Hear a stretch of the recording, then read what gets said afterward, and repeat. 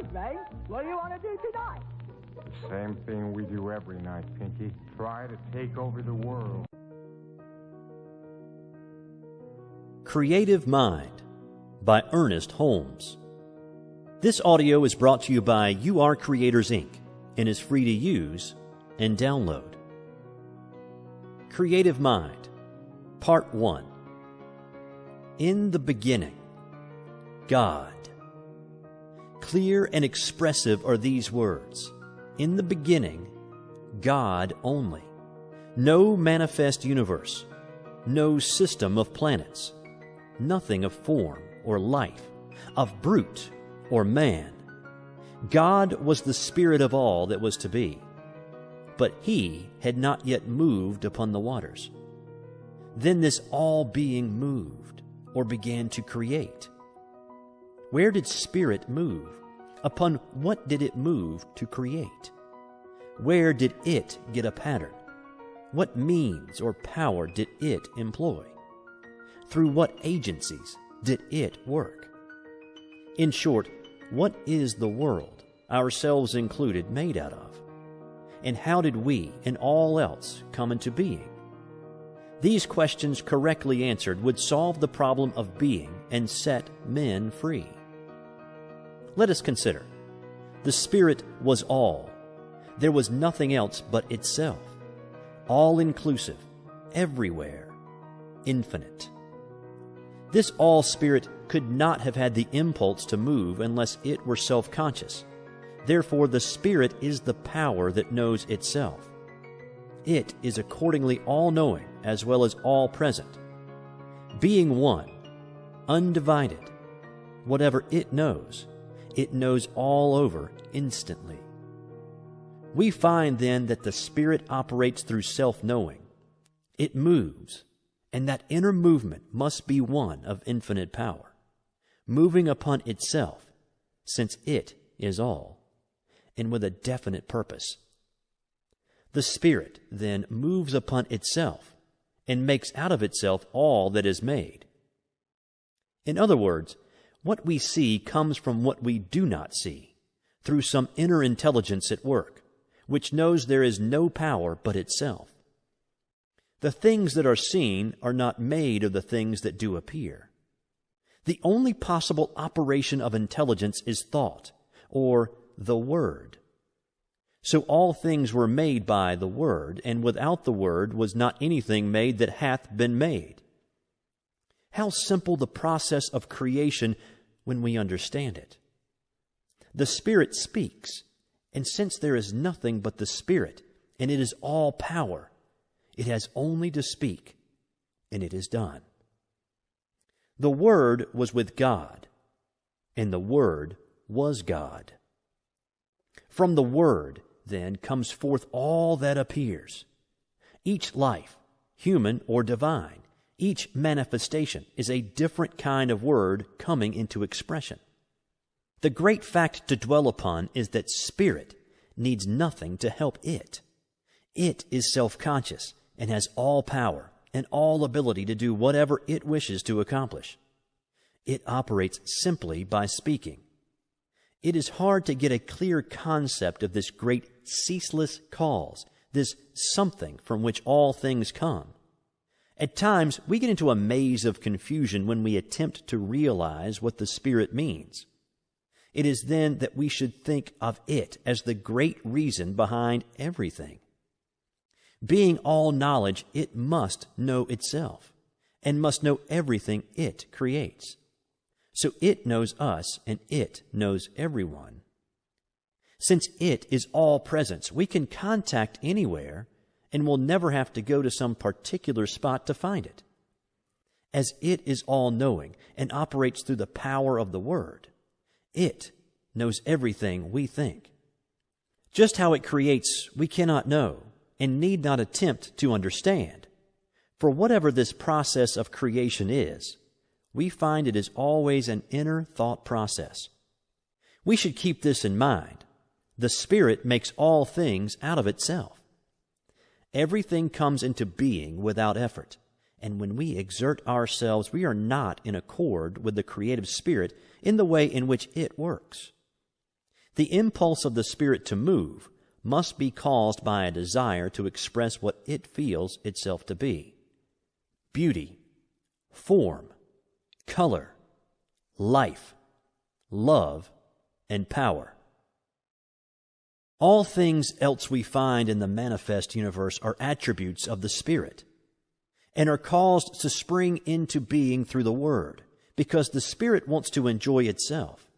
We find then that the Word, which is the inner activity of thought, comes first in the creative series, and all else comes from the effect of the Word operating upon a universal substance.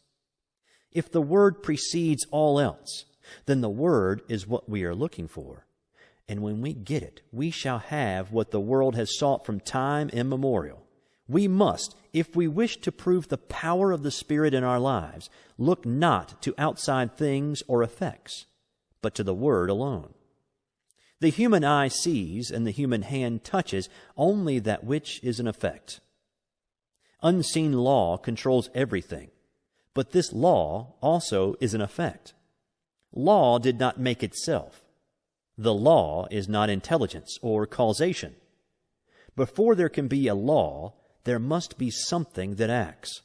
And the law is the way it acts. It is intelligence. In the beginning was the Word. This Word, or the activity of the Spirit, is the cause of the law. And the law in its place is the cause of the thing. And the thing is always an effect. That is, it did not make itself, it is a result. The Word always comes first in the creative series. The Word was with God, and the Word was God. And the Word still is God.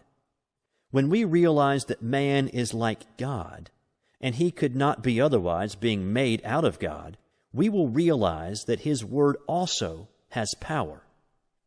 If there is but one mind, then it follows that our word, our thought, is the activity of that one mind in our consciousness.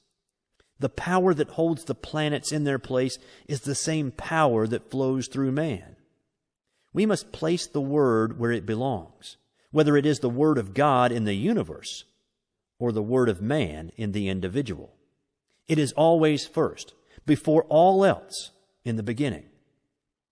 The real sequence is this: cause, Spirit, intelligence, God. The Word, the activity of intelligence. The effect, or the visible thing, whether it is a planet or a peanut. All are made out of the same thing. What we need to do is to learn how to use the Word so that all will come to see that they are creative centers within themselves. A principle that can be proven. Knowing that mind is, we have a principle that is absolute. It is exact. It is going to correspond to our thinking about it. The first great necessity is to believe this. Without belief, we can do nothing. This is the reason Jesus said, "It is done unto you even as you have believed." Always it is done unto people as they believe. And there is something that does it, which never fails. We must believe that our word is formed upon and around by this creative mind. For instance, we wish to create activity in our business. We believe that our word is law about that thing, and there is something that takes our thought and executes it for us. If we have accepted the fact that all is mind, and that the thought is the thing, we shall see at once that our word is the power behind the thing, and that it depends upon the word or thought that we are sending out. See Creative Mind and Success by the author. So plastic is mind, so receptive, that the slightest thought makes an impression upon it. People who think many kinds of thought must expect to receive a confused manifestation in their lives. If a gardener plants 1,000 kinds of seeds, he will get 1,000 kinds of plants. It is the same in mind. The Word going forth. Since this is true, everything depends upon our mental concepts. As a man thinketh in his heart, so is he. The Bible reiterates this statement, telling us many times of the creative power of thought. Jesus taught nothing else. He said, "The words which I speak unto you, they are spirit, and they are life." The centurion coming to Jesus recognized the power of the word spoken by the latter. He said, "I also am one in authority." But his authority was on the physical plane, and he saw that Jesus had authority on a spiritual plane. For he said, "Speak the word only." The Bible also tells us that the word is not afar off, but in our own mouth. It is neither here nor there. It is within every living soul. We must take the responsibility for our own lives. All must awake to the facts that they have absolute control over their lives and that nothing can happen by chance. Then they will have a broader concept of God, a greater tolerance for their neighbor, and a greater realization of their own divine nature. What a relief from strenuous labor. No more struggle or strife. Be still and know that I am God, and beside me there is none other. The Spirit being all there is, we cannot conceive of anything that can hinder its working. When the Spirit has spoken, the Word becomes law. For before the law is the Word. It precedes all else. First is absolute intelligence, all power, all presence, all causation. Then the movement upon itself through the power of the Word. Then the Word becoming law. The law producing the thing and holding it in place. So long as the Word exists, the thing will exist. For since the Word is all power, there is nothing beside it. I am that I am, and beside me there is none other. This I am is Spirit, God, all. There is no physical explanation for anything in the universe. All causation is spirit, and all effect spiritual. We are not living in a physical world, but in a spiritual world, peopled with spiritual ideas. We are now living in spirit. God, or Spirit, governs the universe through great mental laws that work out the divine will and purpose, always operating from intelligence. This intelligence is so vast and the power so great that our human minds cannot even grasp it. All that we can hope to do is to learn something of the way in which it works, and by harmonizing ourselves with it, to so align ourselves with Spirit that our lives may be controlled by the great harmony that obtains in all the higher laws of nature, but has been very imperfectly manifested in man. This brings us to the second point of consideration. Why and what is man? We find in the physical universe that automatic laws govern everything. For instance, the tree cannot say, "I will not," because of the law that holds it in place. It grows without any volition of its own. So it is with all nature, but when we come to man, we find a different manifestation of the Spirit, a being who can say, "I choose." In all creation, man alone is an individual. Man alone is free, and yet man alone wants, is sick, suffers, and is unhappy. Man marks the earth with ruin. Why? Because he has not found his true nature. The very thing that should free him, and eventually will do so, now limits him. God could not make an individual without making him able to think, and he cannot think without bringing upon himself the results of his thought, good or bad. This does not mean using two powers, but using the one from two standpoints. Nothing in itself is either good or bad. All things exist in mind as a potentiality. Mind is eternally acting upon thought, continually producing its own images from mind and casting them out in the manifestation.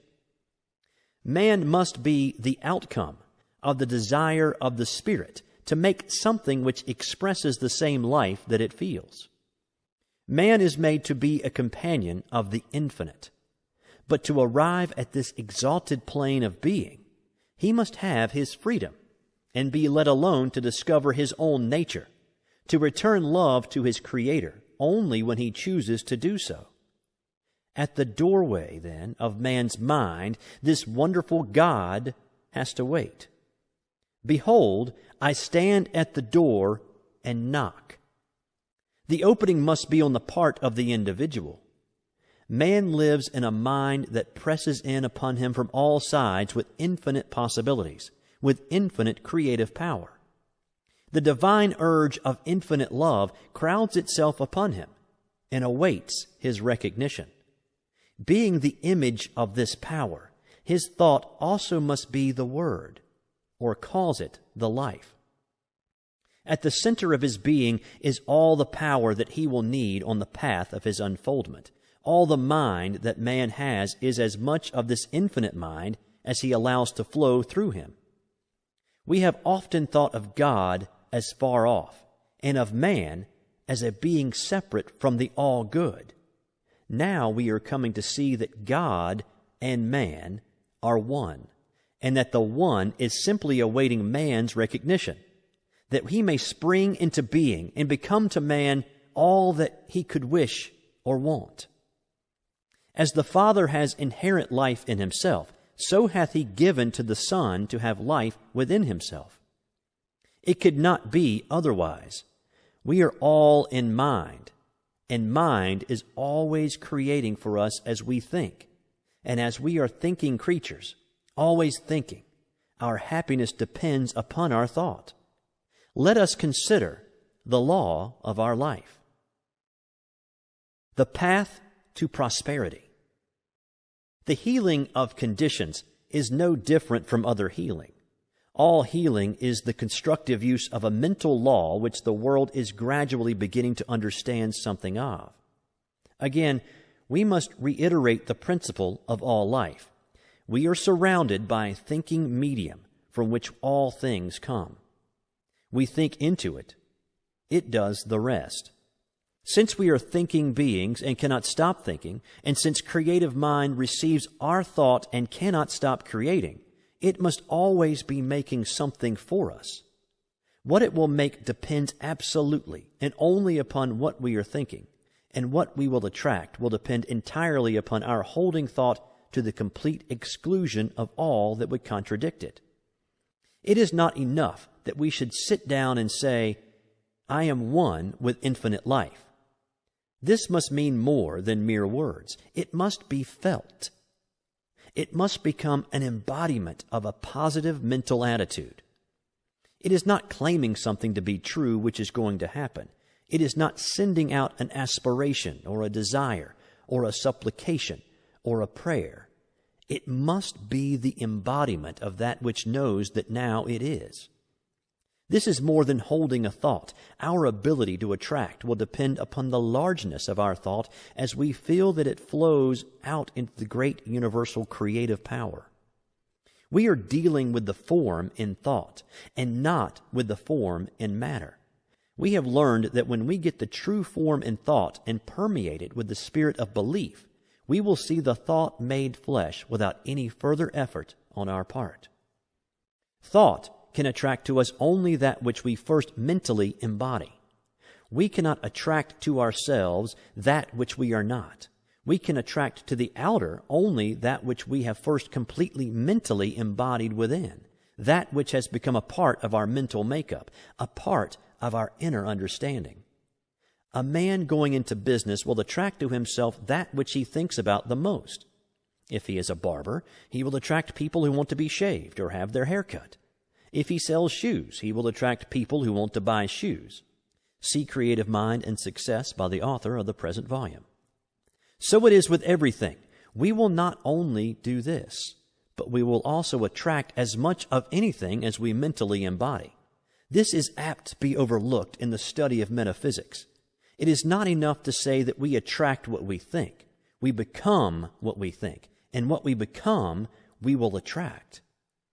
Do not become merely sentimental about this. Your life is governed by more than a sentiment. It is governed by law, something that cannot be broken, something that picks up every mental attitude and does something with it. This fundamental proposition of the law should then work out into our conditions. Always remember that it does just as we think. It does not argue. It simply does the thing as we think it. Now, how are we thinking? Never ask a patient how he is feeling. Ask, how are you thinking today? This is the only thing that matters. How are we thinking about life and our conditions? Are we receiving the race suggestion? Are we saying that there is not enough to go around? If we are saying this, it is our belief. And there is something that will see that it becomes a part of our expression. Most people, through ignorance of the higher laws of their being, are suffering from the thoughts imposed upon them from a negative and doubtful world. We who are claiming the use of the greater law must emancipate ourselves from all sense of limitation. We are not to be governed by the outer confusion, but by the inner realization. We are to judge life not from the way that things in the past have been done, but from the way that the Spirit does things. The law of our lives. Spirit creates through law. The law is always mind in action. Mind cannot act unless intelligence sets it in motion. In the great universal mind, man is a center of intelligence, and every time he thinks, he sets mind into action. What is the activity of this mind in relation to man's thought? It has to be one of mental correspondence. That is, mind has to reflect whatever thought it cast into it. Wonderful as universal mind is, it has no choice but to create whatever thought is given it. If it could contradict that thought, it would not be a unit, since this would be recognizing something outside of itself. This is a point in truth which should not be overlooked. The one mind knows only its own ability to make whatever is given it. It sees no other power and never analyzes or dissects. It simply knows. And the reason why people do not understand this is that they have not realized what mind is. The ordinary individual thinks of mind only from the limitation of his own environment. The concept he has of mind is the concept of his own thinking, which is very limited. We are surrounded by an all-seeing, all-knowing mind, which is one and runs through all. The belief in the dual mind has destroyed practically all philosophies and religions of the ages, and will continue to do so until the world comes to see that there is but one. Whatever name is given it, there is but one.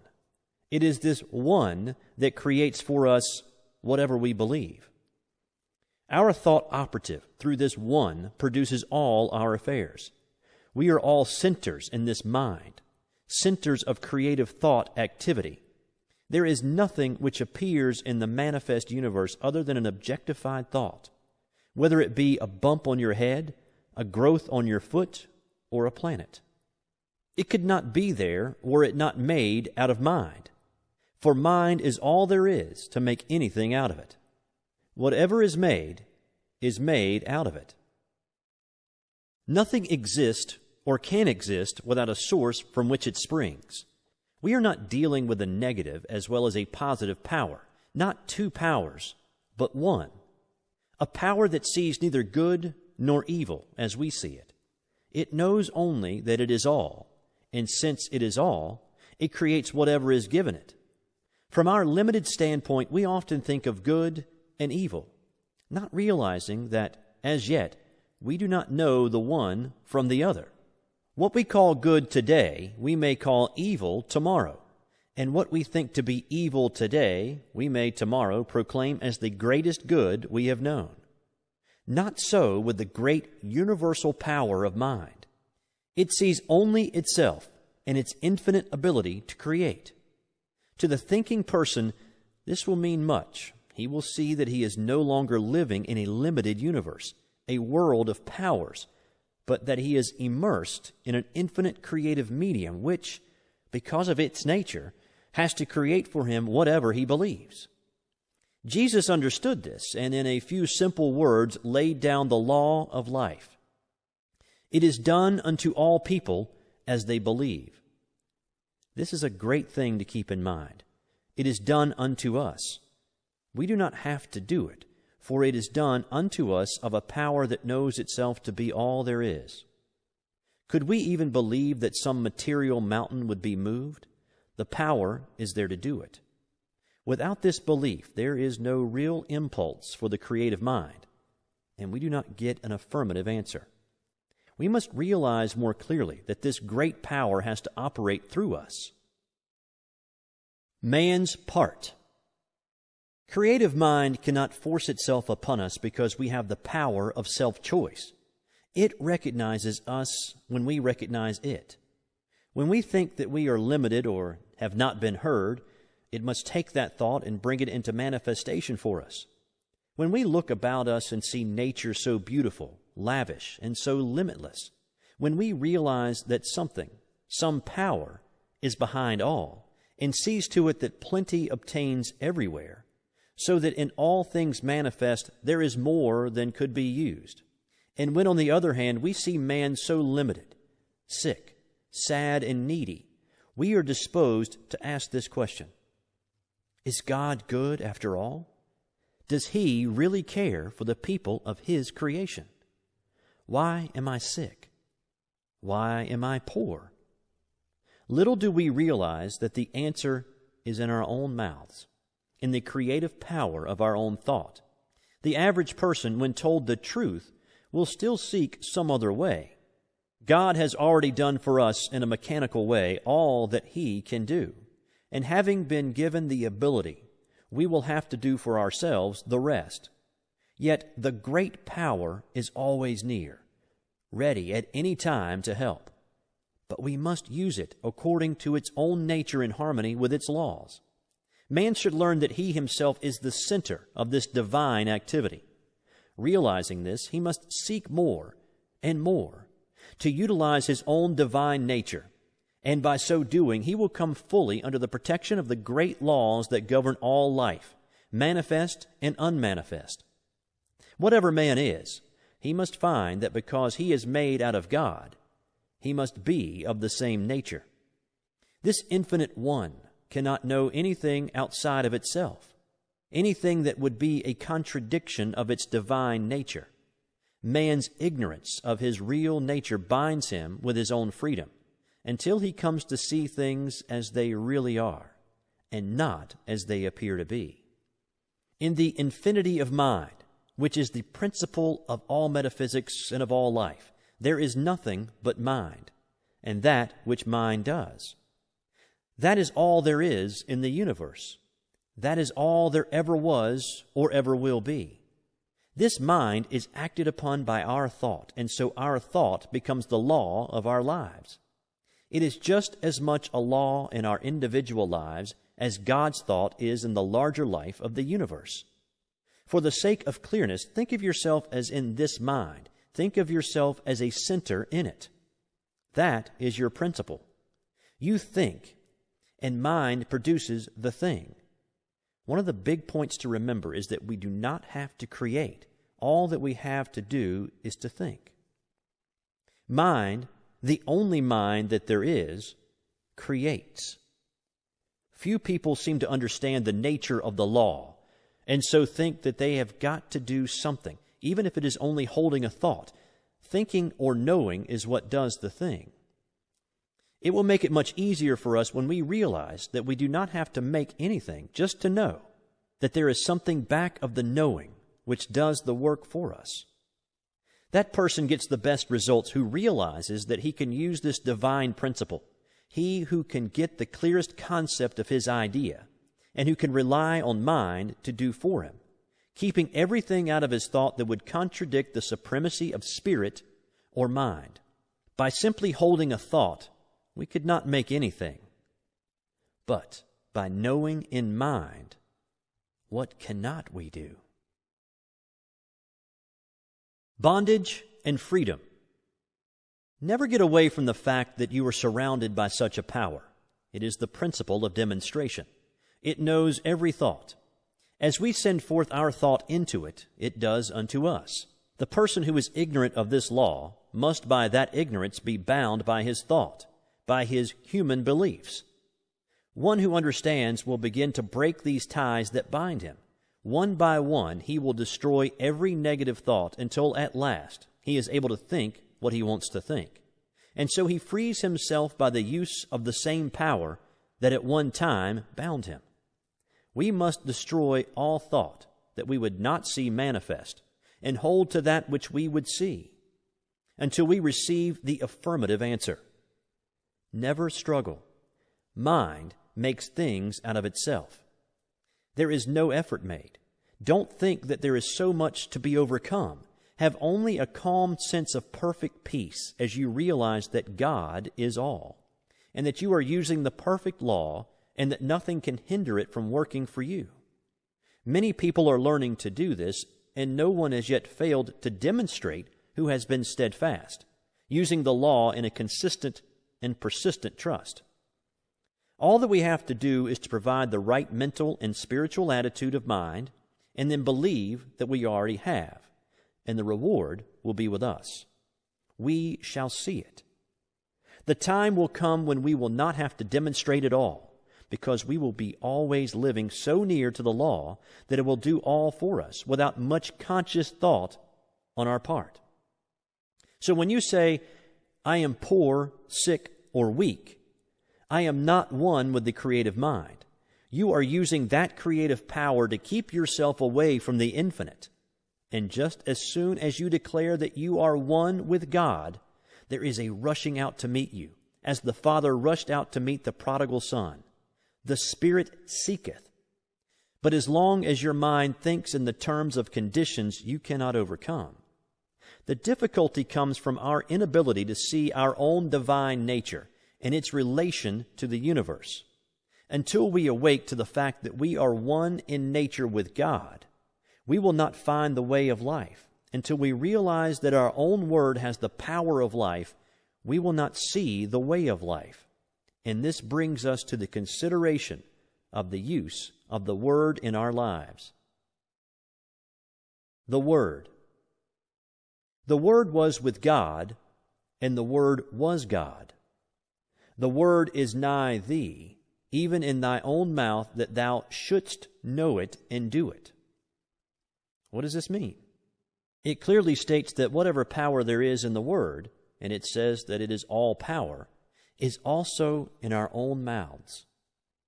There is no avoiding the fact that the Bible claims for man the same power in his own life and his own world that it claims for God.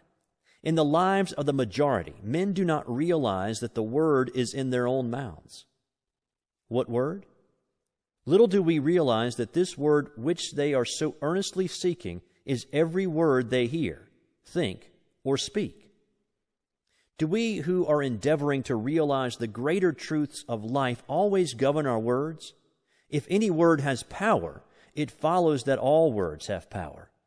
It is not in the few moments of spiritual meditation that we demonstrate, but we bring out the possibilities of the hidden word when we are allowing our thoughts to run in any direction.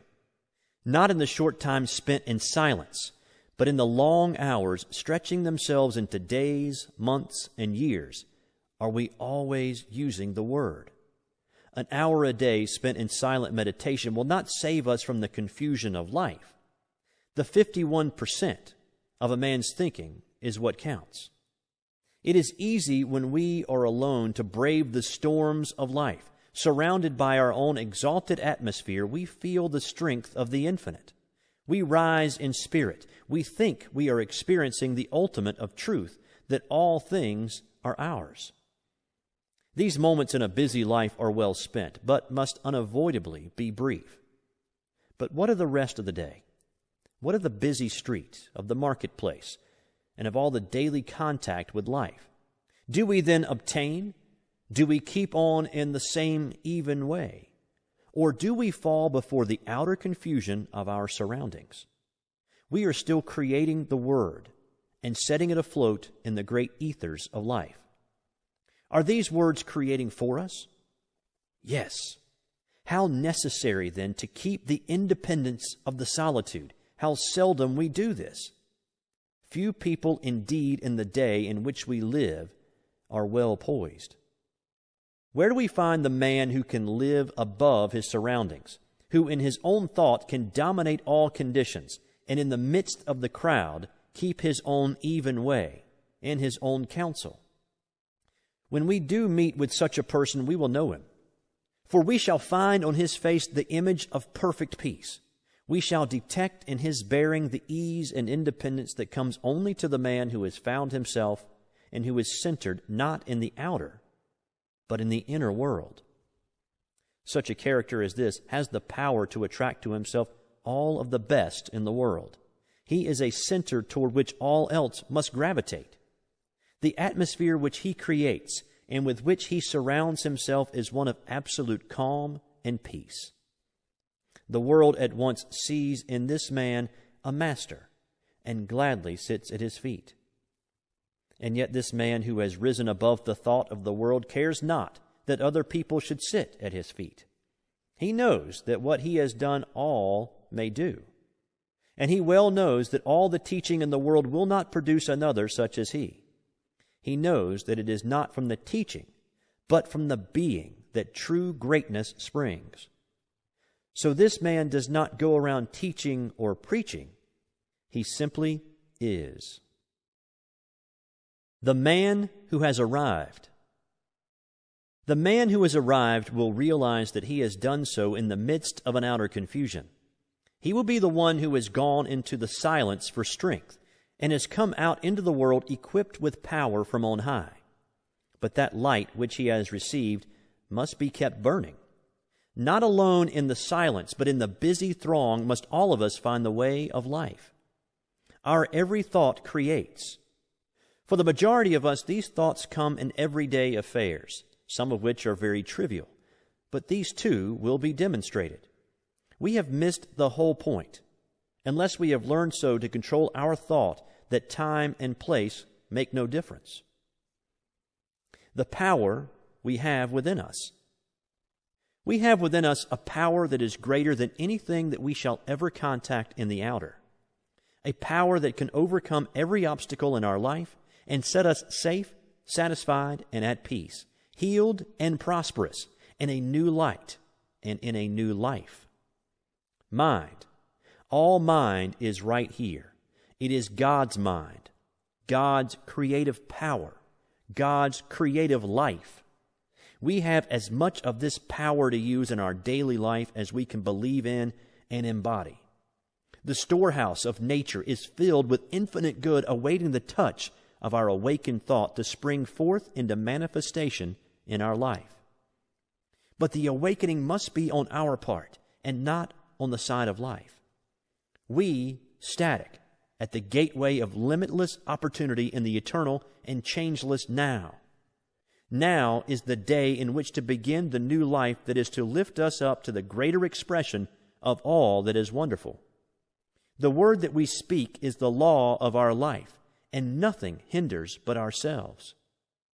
We have, through ignorance of our real nature, misused the power of our word, and behold what it has brought upon us, the very thing that we feared. But now it shall produce a new thing, a new heaven, and a new earth. Individual ideas. We find that in the universe, every separate idea has a word, a mental concept behind it. And as long as that word remains, the thing is held in place in the visible world. When the concept is withdrawn, the idea in the visible melts away, disappears. It ceases to vibrate to the word, which is the law behind it. For when the word is withdrawn, the condensation of the ether that forms the word melts again into the formless. There was a time when the world was without form, and from the word alone all things were made that are made. When our word says that there is no longer life in our bodies, the life principle withdraws, and our bodies return to the substance from which they came. Here is the great mystery of life, that we are able to use this creative word for whatever purpose we may desire, and that word becomes the law unto the thing for which it was spoken. And so in our lives, we might say that without our word was not anything made that was made. For we are given the power to sit in the midst of our lives and direct all their activities. There is no struggle and no strife necessary. All that we have to do is to know. We must awake and with the glorified consciousness of an emancipated soul use our God-given power. The reason for the universe. This universe is the reason. First, of an infinite intelligence which speaks or thinks, and as this thought becomes active within itself, it creates from itself, at the power of its own word, the visible universe. We are living in a universal activity of mental law. We are surrounded by a mind which receives every impression of our thought and returns to us just what we think. Every man, then, is living in a world made for him from the activity of his thought. It is a self-evident proposition that mind must create out of itself, and this self being limitless, it follows that its creative power is without limit. Mind in action. Everything that we see is the result of mind in action. We all have a body, and we have what is called a physical environment. We could have neither if it were not for the mind. The law implanted within us is that we need nothing except ourselves and this all-wise creative mind to make anything, and that just so far as we depend upon any condition, past, present, or future, or upon any individual, we are creating chaos, because we are dealing with conditions and not with causes. Every living soul is a law unto himself, but of this great truth few people are conscious. It seems difficult for the race, which feels itself to be so limited, to comprehend the fact that there is a power that makes things directly out of itself, by simply becoming the thing that it makes, and it does this by self-knowing. But we will not demonstrate until we see at least some of this, the greatest truth about life. We should realize that we are dealing with the principle that is scientifically correct. It will never fail us at any time, but is eternally present. We can approach the infinite mind with a depth of thought and understanding, knowing that it will respond, knowing that we are dealing with reality. Jesus, who saw this very dearly, laid down the whole law of life in a few simple words. It is done unto you as you believe. We do not have to do it. It is done unto us. It is done by a power that is all. Could we believe that a material mountain would be moved?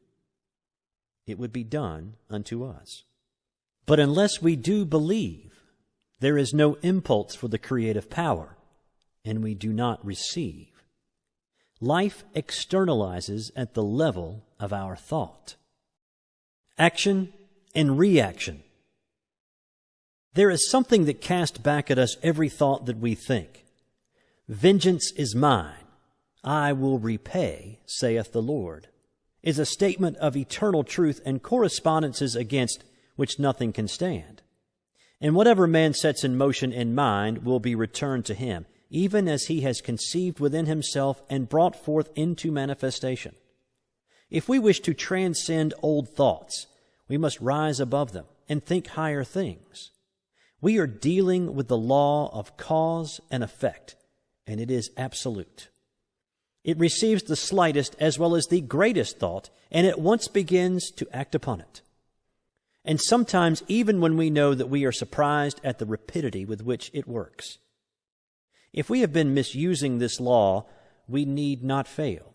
All that we have to do is to turn from the old way and begin in the new. We will soon work up out of the old law into the new, which is being established for us. When we desire only the good, the evil slips from us and returns no more. Outer suggestions. Nearly all people are controlled by outer suggestions and not by inner realizations. Ordinarily, man thinks only what he sees others do and hears others say. We must all learn so to control the inner life that outside things do not make an impression upon our mentalities. As we are thinking beings and cannot help thinking, we cannot avoid making things happen to us. And what we need to do is to control our thought processes that our thinking will not depart from the realization of that which is perfect. Man is governed by a mind which casts back to him every thought he thinks. He cannot escape from this and need not try. It would be useless.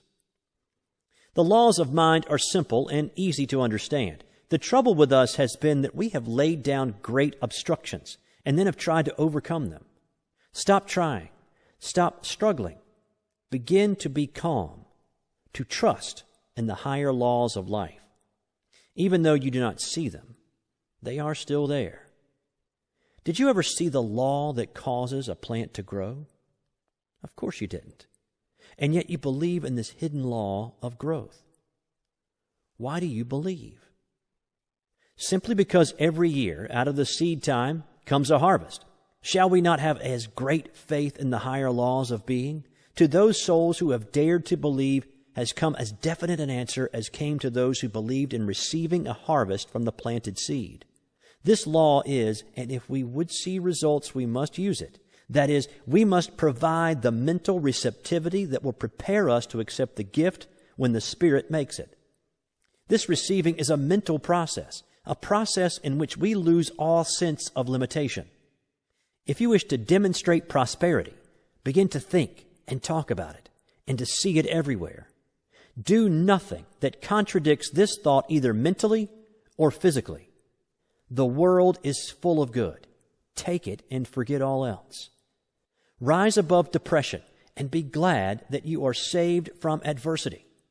The human mind needs to be cleansed from the morbid thoughts that bind through its false beliefs. No living soul can demonstrate two things at the same time, if one contradicts the other. There is no way except to let go of all that you do not wish to come into your experience, and, in mind, take all that you do wish. See, hear, talk about, and read only what you wish, and never again let a negative thought come into your mind.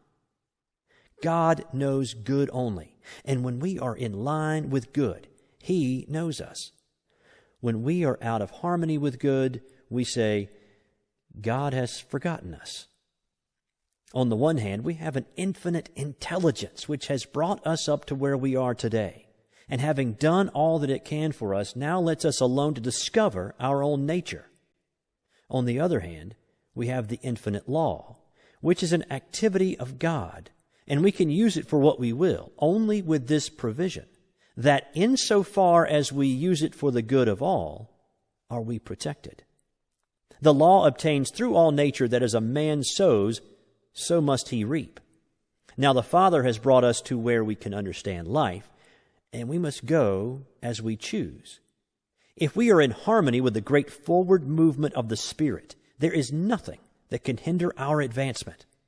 If we oppose it, somewhere along our pathway, it will crush us. As with individuals, so with nations. Insofar as they work with a right spirit, they prosper. When they begin to fail in the use of this law, they begin to fall. He who understands will take the position of one who wishes to work in union with the power of good. And to such as one will come all the power that he can conceive of and believe in. His word becomes in expression as the very word of God, and he must realize it to be all-powerful. So the one who is truly united with good will wish to express only the truth for all, and in doing so he is working along the lines of the unfoldment of the Spirit, and though he may seem to fail from the ordinary standpoint, yet his success is assured, for he is at one with the only ultimate power before which, in time, all else must fall. The use of the greater consciousness. In practice, the emancipated soul must always realize that he is in union with the Father. What the Father does, he can do in his own life. What God is, he can become. His word must be spoken with absolute authority. He must know. There should be no uncertainty. The word is the only power. Everything must come from it, and nothing can stand against it. It is the great weapon which he is to use against all evil and for all good. It is his shield against all adversity and his sure defense against all seeming limitation. The secret place of the Most High is in his own soul, where God dwells in eternal peace and infinite calm. Here he walks the waters of life undisturbed by the waves and the storm. Divine companionship is his for all eternity. Peace, which transcends all human confusion, comes, and he realizes that indeed he is honored of the Father. His word is flung out and will work, and none can hinder it. The sense of sureness is complete. Heaven and earth may pass away, but the word goes on, accomplishing that thing for which it was sent. And all power is given to it on earth and in heaven. If he speaks to the sick and they receive, it will heal them. If he says the word of prosperity, it will manifest, and nothing can hinder it. The world will abound with good, and his cup run over with life. What more can we ask? What greater realization of life than to know that God is with us? From this great realization comes peace, a peace which the world little understands, and a calm which is as deep as the infinite sea of love in which he realizes himself to be immersed. Peace brings poise, and the union of these two gives birth to power. No person can hope to arrive while he believes in two powers. Only as we rise to the realization of the one, in and through all, can we attain. When we speak the word, there must be no confusion, but only that calm reliance which knows that beside me there is none other. Realize that spirit is all causation, and that all things are made out of it, by the operation of the word through it, and that you can speak the word that is one with the Spirit, and there will be no more confusion. As the Father has inherent life in himself, so has he given to the Son to have inherent life within himself. Speak the word only, and it shall be done. The word is in your mouth, that ye should know it and do it. Stranger on earth, thy home is heaven. Pilgrim, thou art the guest of God. The greater consciousness. Man is surrounded by a great universal thought power which returns to him always just as he thinks. So plastic, so receptive is this mind that it takes the slightest impression and molds it into conditions. There are two things in man which his thought affects: his body and his environment. At all times, he is given absolute control over those two things, and from the effect of his thought upon them, he cannot hope to escape. At first, being ignorant of this fact, he binds himself by a misuse of the laws of his being. But as he begins to see that he himself is responsible for all that comes to him on the path of life, he begins to control his thought, which in its turn acts on the universal substance to create for him a new world. The great soul is learning more and more to dare to fling out into mind a divine idea of himself, and to see himself perfect and whole. If he has a divine thought, he will get a divine thing. If he has a human thought, he will get a human thing. He will receive whatever his innermost thought embodies. And so we find in the Bible twice repeated these words: "To the pure thou wilt show thyself pure, and to the froward thou wilt show thyself froward." It is done unto all as they believe. We often wonder, why is it that we are not making better demonstrations? We look about and observe that some are getting wonderful results. They are speaking the word and people are being healed. We see others struggling along with the word and nothing seems to happen. And when we inquire into the reason for all this, we find it to be very plain indeed. All is mind, and we are mental. We are in mind and can only get from it what we first think into it. We must not only think, but we must know. We have to provide within ourselves a mental and spiritual likeness for the thing desired. The reason why so few succeed, then, must be because they have not mentally really believed to the exclusion of all that would deny the thing which they believe in. And the reason why others do succeed must also be because they have absolutely believed and allowed real power to flow through and out into expression. They must have a real concept of life. Hold an object in front of a mirror, and it will image in the mirror the exact size of the object. Hold a thought in mind, and it will image in matter the exact likeness of the thought. Let us take this image which we hold before a mirror and change it ever so slightly, and there will be a corresponding change in the reflection. It is just the same in the mental world. Whatever is imaged is brought forth from mind into manifestation. We must not deny that which we affirm. We must reason only from that cause which is spiritual and mental, and weed out all thought that would deny its power in our lives. There seems to be something in the race thought that says man is poor, man is limited, that there is a lack of opportunity, that times are hard, that prices are high, that nobody wants what I have to offer. No person succeeds who speaks these ideas. When we express ourselves in this way, we arc using a destructive power. All such thoughts must go, and we must all realize that we are an active center in the only power there is. We must get the perfect vision, the perfect conception. We must enlarge our thought until it realizes all good. And then we must swing right out and use this almighty power for definite purposes. We should daily feel a deeper union with life, a greater sense of that indwelling God, the God of the everywhere within us. When we speak into this mind, we have sown the seed of thought in the absolute and may rest in peace. We do not have to make haste because it is done unto all as they believe. In that day that they shall call upon me, I will answer. People will often ask, what is the best method for demonstration? There is but one answer to that question. The Word is the only possible method of demonstrating anything. The Word really felt and embodied in our thought.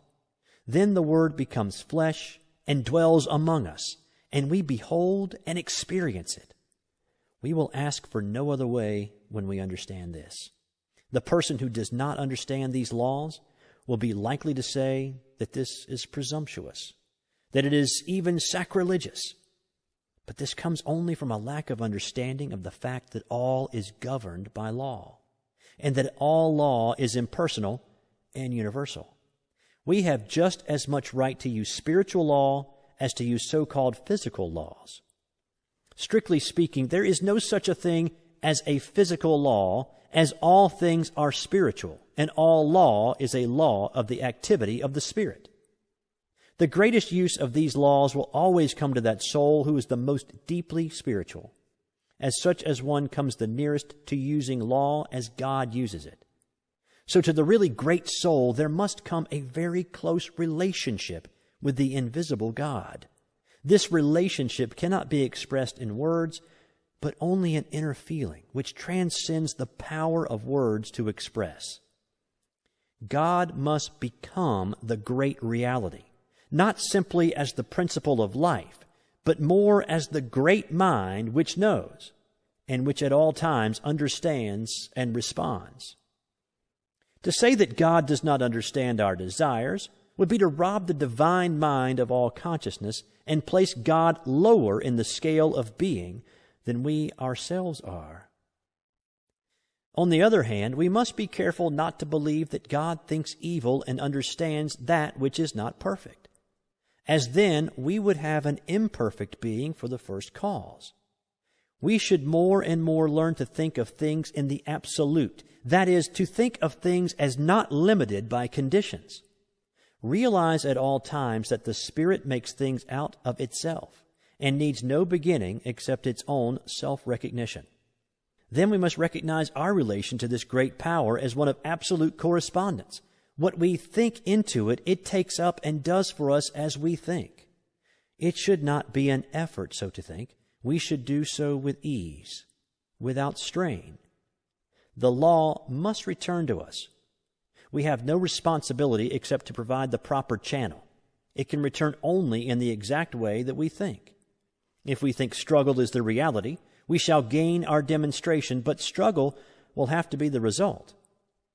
There is a law of reflection between mind and the one who thinks.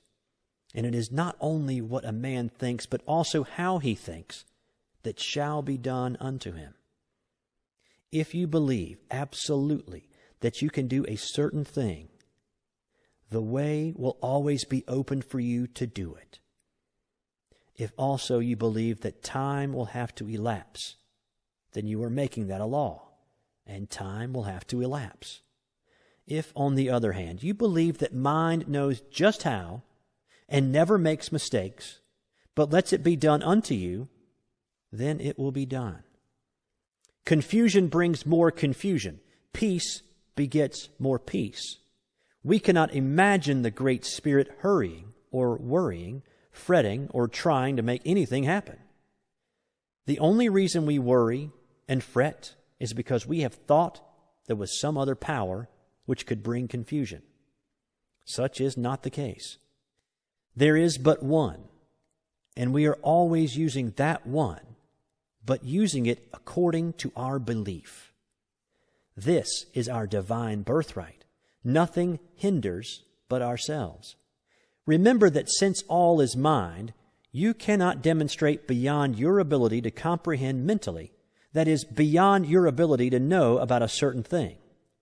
For instance, suppose you wish to heal someone who is sick. Your ability to do this will depend entirely upon your ability to see perfection mentally, coupled also with the realization that your word destroys everything unlike itself. If you try to see perfection for a few moments only, it will never heal. Your thought goes on at all times. And in the moments when you least realize it, conditions are being molded for you. It is not enough to declare consciously for the truth. The truth must be lived, or no good results will be forthcoming. The perfect universe. The one who desires to heal must stop seeing, reading about, discussing, or listening to conversation about sickness. There is no other way under the sun except as we let go of that which we do not desire and take that which we wish to have. There is too much of this deceiving ourselves into thinking that we can do two ways at once. We may deceive ourselves and possibly other people, but the law remains the same, a law of mental correspondences and nothing else. We cannot go beyond our ability to realize the truth. Water rises only to its own level. In our patience as well as in ourselves and our environment, we will reflect what we are, not at our best in the few moments of silence, but in the long run of ordinary life and thought. To acquire the larger consciousness is no easy task. All that we have believed in, which contradicts the perfect whole, must be dropped from our thought, and we must come to realize that we are now living in a perfect universe, peopled with perfect spiritual beings, each of which, coupled with the great divinity, is complete within himself. We must see that we are one in the Great One, and then we will not separate or divide, but unite and add to, until in time we will find that we are living in an entirely different world from that in which we had once thought we were living. Of course, this will meet with much opposition from those unenlightened souls whom we must contact in the world. But what of that? Remember, the great man is the one who can keep in the crowd the calm, even thought, the deep divine reliance on principle. And more, this is the only way to help or to save the world. In time, all people will come to the same understanding. You are lifting up the standard of life, and those who are ready will follow. You have no responsibility to save the world except by exemplifying the truth. The world must save itself. All are alike. There is no difference between one person and another. Come to see all as a divine idea. Stop all negative thought. Think only about what you want and never about what you do not want, as that would cause a false creation. Too much cannot be said about the fact that all are dealing with only one power, making and unmaking for man through the creative power of his own thought. If there is something in your life that you do not want there, stop fighting it. Forget it. About struggle, karma. There is too much struggle coming into the metaphysical thought. Often we hear some seeker after truth say, "I have a big fight ahead." Oh, foolish and untaught, how can you hope to enter in? The kingdom comes not from without, but from within, always. Stop all struggle and wait upon the sure principle that creates whatever it wills, because there is nothing to oppose it. As long as we think that opposition exists, we are blocking the way for the clearer vision. Those that take up the sword must perish by it, not because God is a jealous God, but because that is the way the law must work. Cause and effect must obtain everywhere. Do not even fuss about your karma. Too often we hear people say, "This is my karma." This may be true enough, but how many people know what they mean when they use the word karma? Do you realize that your karma is nothing but your false thinking, and that the only way to escape it is to think the truth, and that brings in the higher law? When the greater comes in, the lesser leaves, because there is no longer anything to give life to it. The past is gone when we learn to forgive and to forget. This erases from mind all that is held against us, and even our sins are remembered no more against us forever. Fate is in our own hands, and when we will rise to that pure atmosphere where we see things in their completeness and know that an all-wise power is behind it all, we will see that the infinite mind could wish for us only that which expresses itself in limitless terms. The whole trouble has been that we reason as men and not as gods. I say ye are gods, and every one of you sons of the Most High. The great law of life is thinking and becoming, and when we think from the lofty heights of the Spirit, we will become great, and not until then. Do not try to convince anyone of the truth. That will bring confusion. Truth is just as much as God is, and the whole world is coming gradually into the realization of it. Keep the truth within your own soul. Lift your own self above the confusion of life, and then people will believe. So all our thought is to be created in the realization of the one becoming the many, without struggle, without fear, stripped of all that denies the truth. How limited we are, how little our thought, how the human race rises in the morning, plods off to the day's work, plods home at the night, sore and tired, eats and sleeps, works and dies. As has been said of man, man works hard to get money, to buy food, to get strength, to work hard, to get money, to buy food, to get strength, to work hard, to get money, etc. This was never intended. It is the curse imposed on the man who believed in two powers, one of good and one of evil. To us there has come a greater vision, and to those who believe and act as though it were true, it is proving itself. We must turn from all human thought and experience. We are not downtrodden, depraved, and miserable sinners, born in sin and conceived in iniquity and shame, some to go to heaven and some to hell, and all to the eternal glory of God. This is a lie. It always was and always will be. But as long as we believe in a lie, it seems to be present with us. Man is born of the Spirit of God Almighty, is pure, holy, perfect, complete, and undefiled, is at one with his eternal principle of being. Many people are finding this out, and as a monument to its truth, millions are daily proving it for themselves. Somewhere down the path of human experience, we will all awake to the realization that we ourselves are heaven or hell. We live in spirit, awaiting the touch of thought that believes. All people look, a few see. Prosperity. Here are a few simple rules for prosperity that are as sure of working as that water is sure to be wet. First, remember that nothing happens by chance.